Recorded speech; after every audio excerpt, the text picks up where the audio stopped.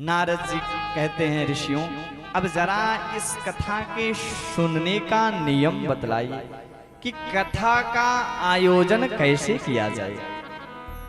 तो कहा, जब मन में संकल्प उठे कि भागवत जी की कथा सुननी है, तो उस समय किसी योग्य ज्योतिषी के द्वारा सुंदर मुहूर्त का विचार करवाया जाए, और जब तिथि का शोधन हो जावे तब किसी वक्ता का चयन किया जाए। वक्ता हो कैसा? तो वक्ता का लक्षण बतलाया। विरक्तो वैष्णवो विप्रो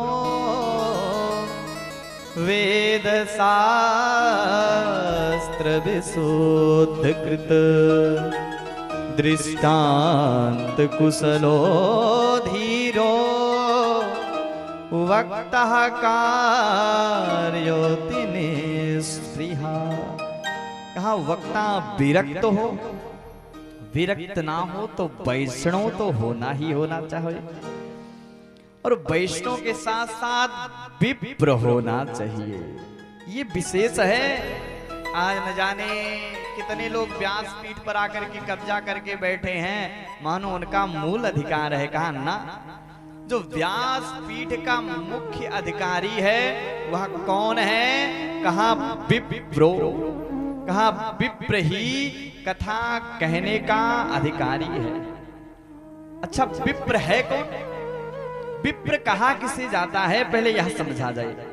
कहा, भैया, जन्मनः जायतो शूद्रः, इसी किसी ब्राह्मण और ब्रह्माणी के संयोजन से जो बालक का जन्म होता है, अस्तु है तो ब्राह्मण, लेकिन शास्त्र कहते जन्म से व्यक्ति शूद्र होता है, लेकिन संस्कारात्, संस्कार के द्वारा ही वहां ब्राह्मण और अन्य अन्य जातियों के योग्य बनता है। और भैया, संस्कार कैसा? कहा, संस्कारात् भवो द्विजः।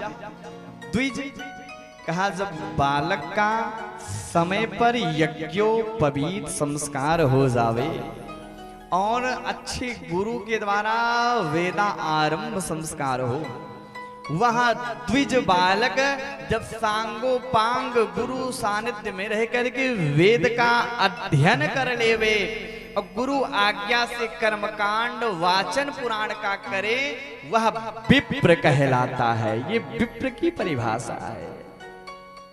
कोई सामान्य जन यदि वेद का वाचन करते हैं तो कहा ना, का विप्र ही वक्ता हो।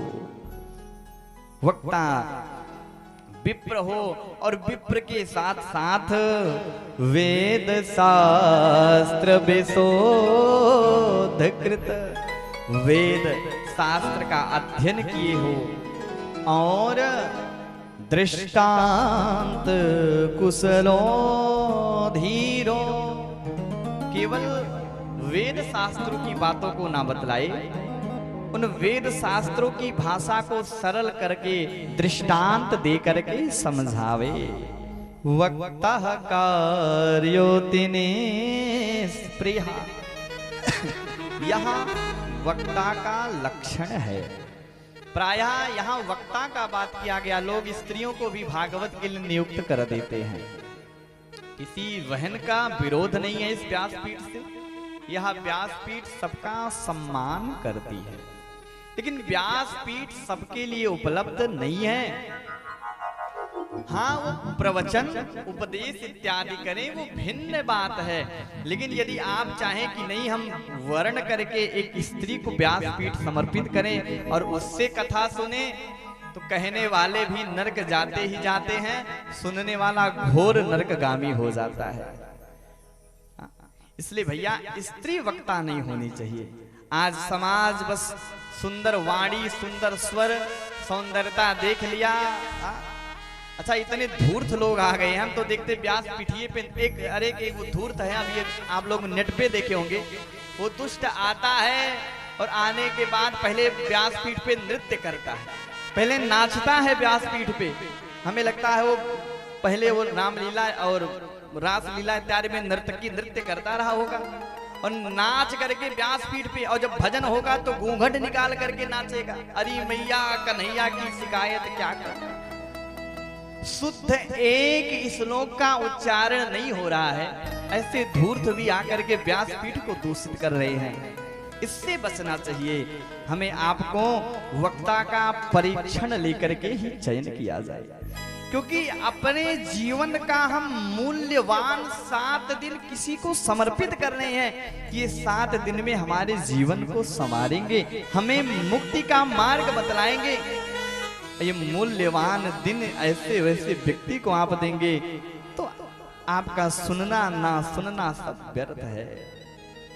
इसलिए वक्ता का विशेष रूप से चयन किया जाए। कहा श्रोता कैसे हो, कहा श्रोता को तो पहले यही चाहिए कि वैष्णव दीक्षा विहीना नाम ना अधिकारम